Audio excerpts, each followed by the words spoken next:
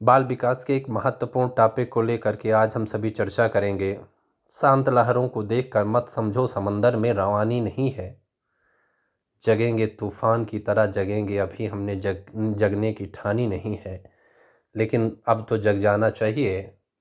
अब प्राथमिक UP TET की तैयारी के लिए हम सभी आज से शुरुआत करते हैं। एक एक पॉइंट को देखते हुए चलेंगे।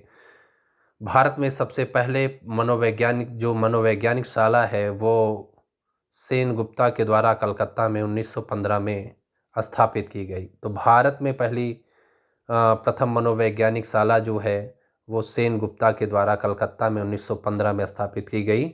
और आपको ये बताना है कि पहली मानव प्रयोगशाला कब और कहाँ स्थापित की गई थी। यद्यपि मैं भारत की बात कर रहा हूँ और आपको उत्तर देना है विश्व में सबसे पहली मानव प्रयोगशाला किसके द्वारा और कहाँ पर स्थापित की गई। ये प्रश्न बहुत ज़्यादा पूछा भी जाने वाला प्रश्न है। दूसरा प्रश्न देखते हैं कि मनोविज्ञान शब्द का सबसे पहले प्रयोग रुडोल्फ गोल्काय ने किया था 1590, यानी लगभग 16वीं शताब्दी में मनोविज्ञान शब्द का प्रयोग सबसे पहले रुडोल्फ गोल्काय ने सबसे पहले मनोविज्ञान शब्द का प्रयोग किया।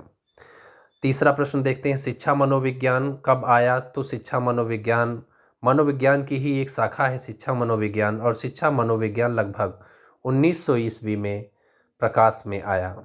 तो शिक्षा मनोविज्ञान जो है वो 1900 ईस्वी में प्रकाश में आया।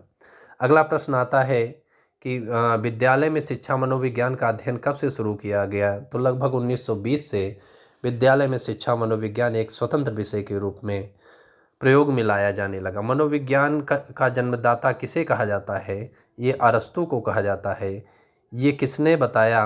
केलर ने बताया कि मनोविज्ञान के जन्मदाता वास्तव में अरस्तू हैं। आधुनिक मनोविज्ञान के जन्मदाता किसे कहा जाता है। तो विलियम जेम्स को आधुनिक मनोविज्ञान का जन्मदाता कहा जाता है। भारत में बाल विकास का अध्ययन कब से शुरू हुआ। तो 1930 में जो मनोविज्ञान है उसी की एक शाखा थी बाल मनोविज्ञान। बाल मनोविज्ञान ही लगभग 1930 में बाल विकास बन करके एक नए रूप में आई। इसे हम बाल विकास कहने लगे और यह लगभग 1930 से ईस्वी से बाल विकास का रूप धारण करके बाल मनोविज्ञान ही नए रूप में आई है। शिक्षा मनोविज्ञान के जन्मदाता किसे कहा जाता है। थॉर्नडाइक को शिक्षा मनोविज्ञान का जन्मदाता कहा जाता है।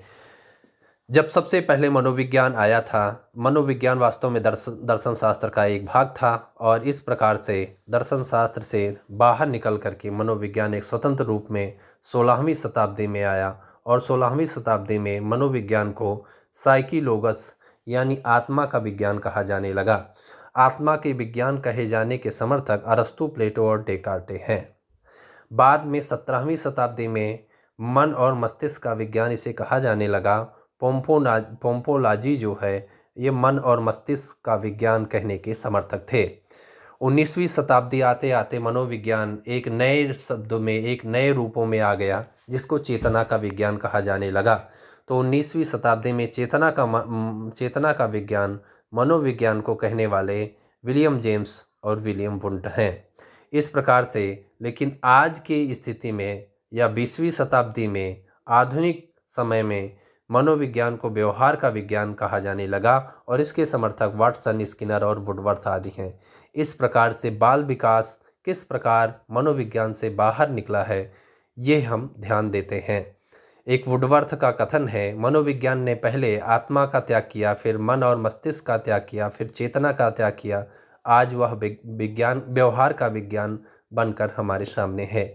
इस प्रकार मनोविज्ञान के इस प्रारंभिक अध्ययन में हम सभी इन महत्वपूर्ण प्रश्नों को बार बार देखकर लाभ उठा सकते हैं। अपनी तैयारी को धार देते हुए पूरे मनोयोग से लग जाएं और यूपी टेट की